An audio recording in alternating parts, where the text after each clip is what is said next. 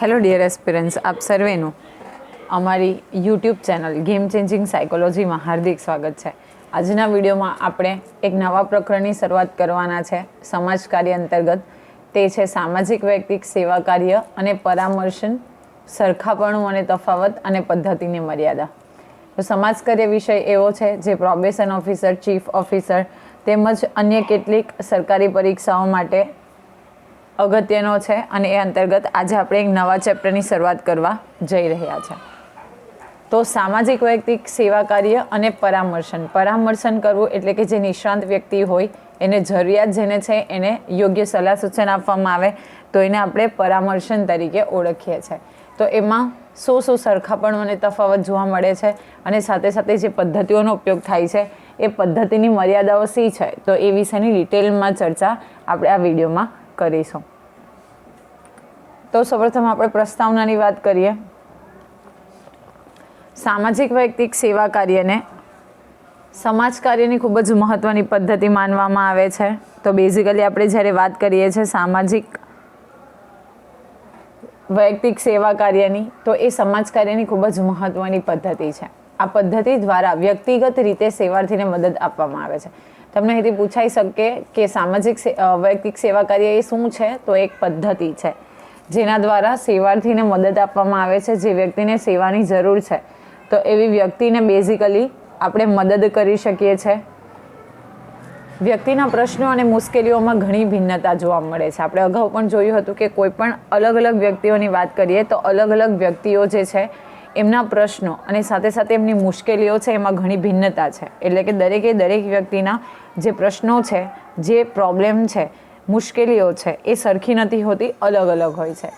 દરેક વ્યક્તિ જુદી જુદી સંસ્કૃતિમાંથી આવે છે. ઓકે, એ લોકોનું સોશિયલ બેકગ્રાઉન્ડ અલગ હોય છે, સભ્યતા અલગ હોય છે, સંસ્કૃતિ અલગ હોય છે. ઘણીવાર સમાન વાતાવરણમાં પણ દરેક વ્યક્તિ જુદી જુદી રીતે વર્તતી હોય છે. અને આપણે જ્યારે બેઝિકલી સમાન વાતાવરણની વાત કરીએ તો બની શકે એવું પણ બને કે ઘણી વ્યક્તિઓ કે જે એક જ વાતાવરણમાં એટલે કે સમાન વાતાવરણમાં રહે છે પરંતુ એ જુદી જુદી રીતે વર્તન કરે છે. વૈયક્તિક સેવા કાર્યની આ પદ્ધતિના મૂળભૂત વિચારસરણી એ પણ છે કે વ્યક્તિનો પ્રશ્ન વ્યક્તિની જાતે જ એનો ઉકેલ થવો જોઈએ. ઓકે, વ્યક્તિની રીતે જ, એટલે કે જે વ્યક્તિ જેવું એનું પ્રોબ્લેમ છે, જેવા એના પ્રશ્નો છે તો એ પ્રમાણે જ એ પ્રશ્નનું નિરાકરણ થવું જોઈએ. તેને જૂથ કે સમુદાયનો પ્રશ્ન ક્યારેય ન બનાવી શકાય. જો વ્યક્તિગત એટલે કે પર્સનલ પ્રોબ્લેમ છે તો એનું નિરાકરણ પણ પર્સનલી થવું જોઈએ. એને કોઈ ગ્રુપમાં ઓરેલ્સ કોઈ કમ્યુનિટી સાથે એને સોલ્વ ન કરી શકાય. કેટલાક પ્રશ્નો વ્યક્તિની પોતાની ભૂલના પરિણામે સર્જાતા હોય છે, ત્યારે કેટલાક પ્રશ્નો વ્યક્તિના એક કુટુંબના તથા આજુબાજુના વાતાવરણના પરિણામે ઊભા થતા હોય છે. તો બેઝિકલી આપણે વાત કરીએ તો ઘણી વખત એવું બને છે કે કોઈક ભૂલને કારણે સર્જાય છે, તો ક્યારેક એવું પણ બને કે કુટુંબના અથવા આજુબાજુવાળા વાતાવરણને લઈને પણ જે પ્રશ્ન છે એ સર્જાય છે, પ્રશ્નો ઉદ્ભવે છે. સમસ્યાનું મૂળ તપાસી વ્યક્તિને તેની સમસ્યા નિવારવા મદદ કરવી જોઈએ. તો બેઝિકલી કોઈ પણ પ્રોબ્લેમનું સર્જન થયું છે તો એ પ્રોબ્લેમને આધારે સમસ્યાનું મૂળ તપાસવાનું છે અને સાથે સાથે એ સમસ્યાનું સમાધાન કરવા માટે આપણે એને મદદ કરવી જોઈએ. સમસ્યાનું મૂળ તપાસી વ્યક્તિને તેની સમસ્યા નિવારવા મદદ કરવી જોઈએ. સામાજિક કાર્ય કરતાં વ્યક્તિના બાહ્ય વર્તન અને આંતરિક શક્તિ બંનેનું મહત્ત્વ સ્વીકારે છે. વ્યક્તિઓની આંતરિક શક્તિઓને પ્રેરણા આપી તેના બાહ્ય વાતાવરણમાં પરિવર્તન લાવી વ્યક્તિને યોગ્ય સ્થાને મદદ કરવાનો પ્રયત્ન કરે છે. તો બેઝિકલી આપણે વાત કરીએ તો એ શું કરશે? વ્યક્તિનું બાહ્ય વર્તન અને આંતરિક શક્તિ, જે બાહ્ય વાતાવરણ જવાબદાર છે એ પ્લસ કઈ આંતરિક શક્તિઓ જવાબદાર છે, આંતરિક પરિબળો કયા જવાબદાર છે, તો એ અંગે શું કરશે? એ બંનેનું મહત્ત્વ સ્વીકારશે અને આંતરિક શક્તિઓને પ્રેરણા આપે છે. અને બાહ્ય વર્તન જે છે, આંતરિક શક્તિઓ એટલે કે આપણે જાતે સેલ્ફ કોન્ફિડન્સ ક્રિએટ કરી શકીએ. ઓકે, અને બાહ્ય વાતાવરણ એટલે સામાજિક વાતાવરણ. તો એ બંનેને યોગ્ય સ્થાને લાવીને મદદ કરવાનો પ્રયત્ન કરે છે. હવે આપણે જોઈએ વૈયક્તિક સેવા કાર્યમાં પરામર્શનની પ્રકૃતિ કેવી હોય છે. તો વૈયક્તિક સેવા કાર્યમાં પરામર્શન કાર્યનો વિકાસ સૌપ્રથમ બેથરા રેનોલ્ડે જેમણે 1932માં કર્યો. ખૂબ અગત્યનો પ્રશ્ન છે કે આ પરામર્શન કાર્યનો વિકાસ, મેં કીધું પરામર્શન એટલે શું? કોઈ એક્સપર્ટ વ્યક્તિ છે તો એના દ્વારા જે નીડી એટલે કે જરૂરિયાતમંદ વ્યક્તિ છે એને યોગ્ય માર્ગદર્શન આપવામાં આવે, ગાઈડલાઇન પ્રોવાઈડ કરવામાં આવે તો એને આપણે પરામર્શન તરીકે ઓળખીએ છીએ. તો એ કોના દ્વારા? તો બ્રેથા રેનોલ્ડા દ્વારા 1932માં આપવામાં આવ્યો હતો. સામાજિક સંસ્થાઓમાં કાર્ય કરવાના અનુભવની સાથે સાથે પરામર્શન સેવા કાર્યની પ્રક્રિયા વધારે સુદૃઢ બનતી ગઈ.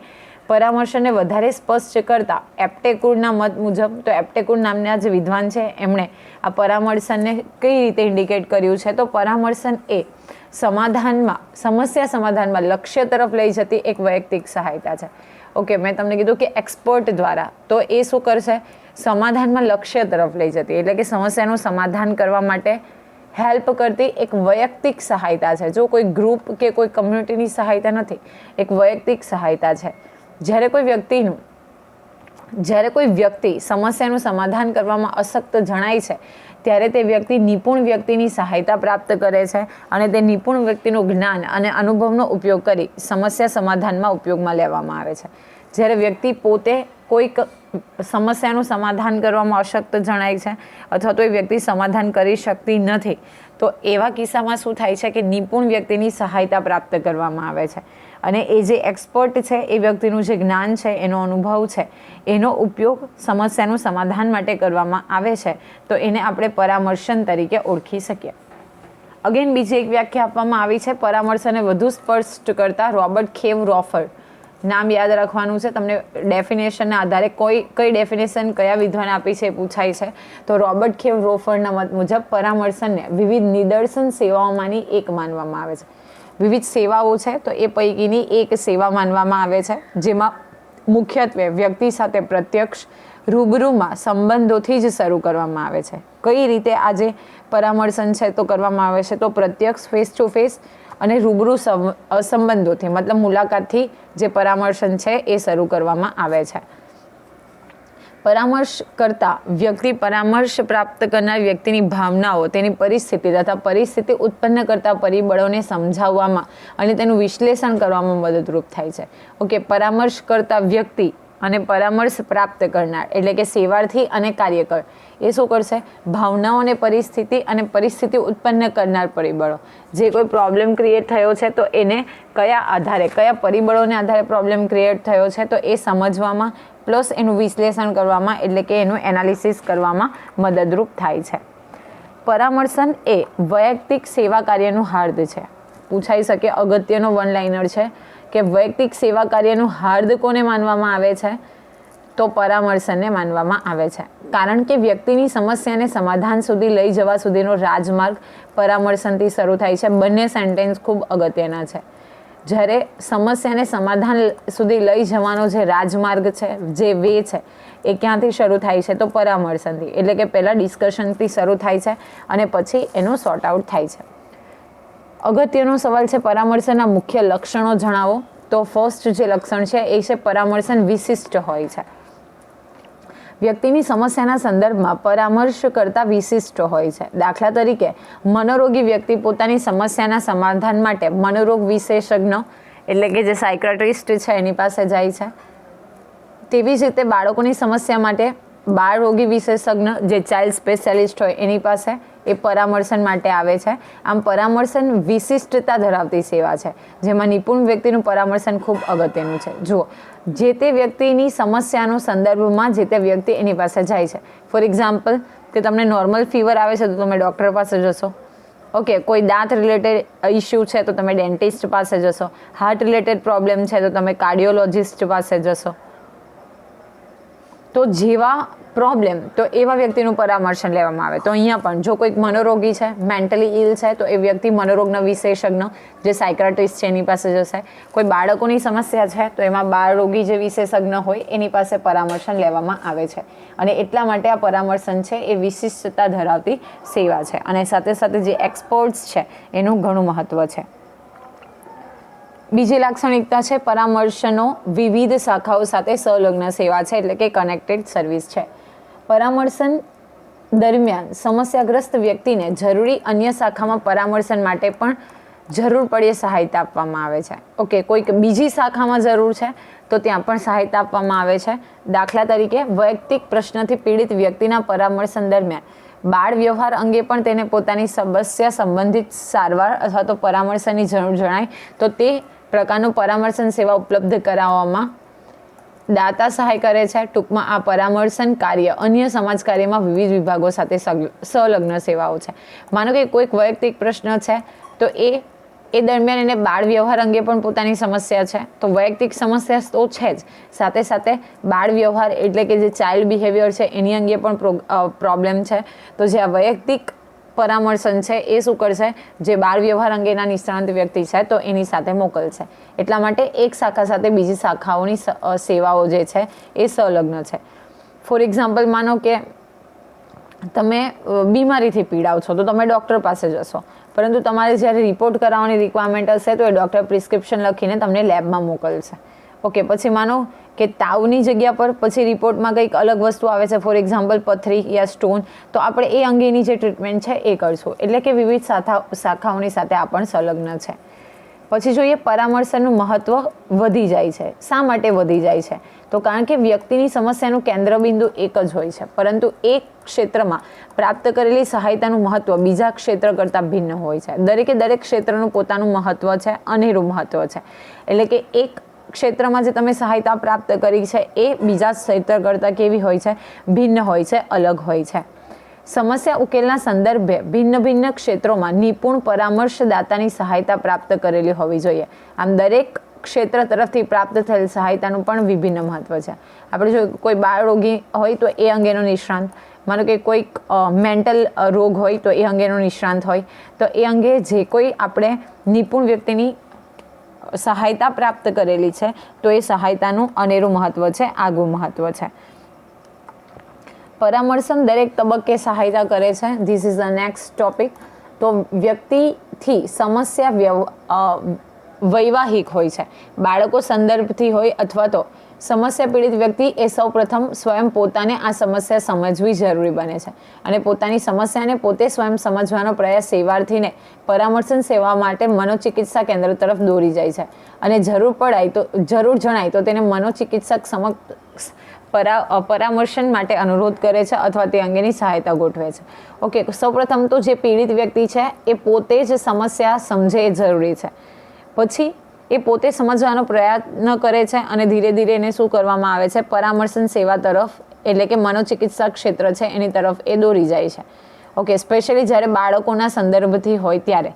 ઓકે, કોઈક વ્યક્તિ છે ને બાળકો સંબંધિત ઇસ્યુ છે તો પહેલાં એ પોતે જાણશે, પછી શું કરશે કે આ જે મનોચિકિત્સક છે તો એ તરફ જશે અને સાથે સાથે એ શું કરશે? પરામર્શન માટે અનુરોધ કરે છે, એટલે કે એ સજેશન માંગે છે અથવા તો એની સહાયતા પ્રાપ્ત કરે છે. નેક્સ્ટ છે પરામર્શન સેવાની લાક્ષણિકતા. એ છે કે કઈ લાક્ષણિકતા છે કે તેમાં પરામર્શદાતા સમસ્યાગ્રસ્ત વ્યક્તિની સમસ્યા સમજવાનો પ્રયાસ કરે છે અને પરામર્શનના માધ્યમથી વ્યક્તિને સ્વયંને પોતાની સમસ્યા સમજાવવા માટે વાસ્તવિક ધરતી ઉપર લઈ આવે છે. જો એ પોતે તો પ્રોબ્લેમ સમજવાનો પ્રયત્ન કરશે, જે એક્સપર્ટ વ્યક્તિ છે એ, પ્લસ કે પરામર્શનના માધ્યમથી જે વ્યક્તિને પ્રોબ્લેમ છે તો એને પણ વાસ્તવિકતા તરફ દોરી જાય છે, એટલે કે વાસ્તવિકતા અંગે અવેર કરે છે. સમસ્યાગ્રસ્ત વ્યક્તિને પરામર્શન દ્વારા કાલ્પનિક દુનિયામાંથી બહાર કાઢે છે અને સમસ્યાના વિવિધ પાસાઓ તેની સમક્ષ મૂકે છે. જે કાલ્પનિક દુનિયા છે, જે ઇમેજિનરી વર્લ્ડ છે, તો એમાંથી એને બહાર કાઢે છે અને એકચ્યુઅલ જે ફેક્ટ વસ્તુ છે તો એની સમક્ષ મૂકે છે. પરામર્શન સહાયતા માટે કયા પ્રકારનું પરામર્શન સેવાર્થીને જોઈએ છે તે માટેનો નિર્ણય પરામર્શક સેવાર્થી પાસેથી કરાવે છે. ઓકે, કયા પ્રકારનું પરામર્શનની જરૂર છે, કયા ફિલ્ડ અંગે પરામર્શનની જરૂર છે, તો એ સેવાર્થી પાસેથી નિર્ણય કરાવે છે. કારણ કે આ નિર્ણય સારવાર પદ્ધતિની શરૂઆતનું પ્રગતિ હોય છે. સ્વનિર્ણય કરવાનો છે, કારણ કે આ જે પ્રોબ્લેમ સોલ્વિંગનું ફર્સ્ટ સ્ટેપ છે. નેક્સ્ટ જે છે એ છે પરામર્શનમાં પદ્ધતિની શરૂઆત. તો વૈયક્તિક સેવા કાર્ય તથા ચિકિત્સાથી પરામર્શન પદ્ધતિની શરૂઆત થઈ છે. તમને પૂછાઈ શકે કે બેઝિકલી વૈયક્તિક સેવા કાર્યથી એટલે પરામર્શન પદ્ધતિની શરૂઆત ક્યાંથી થઈ છે? તો વૈયક્તિક સેવા કાર્ય અને ચિકિત્સાથી થઈ છે. પરામર્શન એ સહાયતાનું એવું સ્વરૂપ છે જેને નિદાનાત્મક કે ક્રિયાત્મક બીજા સંપ્રદાયો પૂર્વારૂપથી પોતાની એશ કહી શકે નહીં અને બંને સંપ્રદાય પરામર્શન માટે મનોચિકિત્સા પ્રતિ ફક્ત આભારનો ભાવ વ્યક્ત કરે છે. ઓકે, કોઈ પણ છે એ પોતાના સંપૂર્ણપણે એ પોતાને આધારે કરેલું છે એવું નહીં કહી શકે.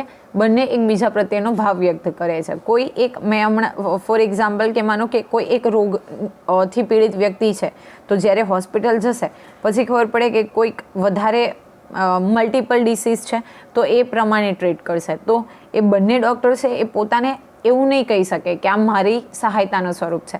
બંને શું કરશે, એકબીજાનો આધારે એકબીજાથી એ જે પેશન્ટ છે એના પ્રોબ્લેમ સોલ્વ થયા છે. તો અહીંયા પણ કે બંને જે સંપ્રદાય છે એ આભારનો ભાવ વ્યક્ત કરે છે અને બેઝિકલી સેવા કાર્ય અને ચિકિત્સાથી પરામર્શન પદ્ધતિની શરૂઆત થાય છે. તો આજના વિડીયોમાં આપણે પરામર્શન શું છે એ અને સાથે સાથે પરામર્શનના મુખ્ય લક્ષણો અંગે ચર્ચા કરી.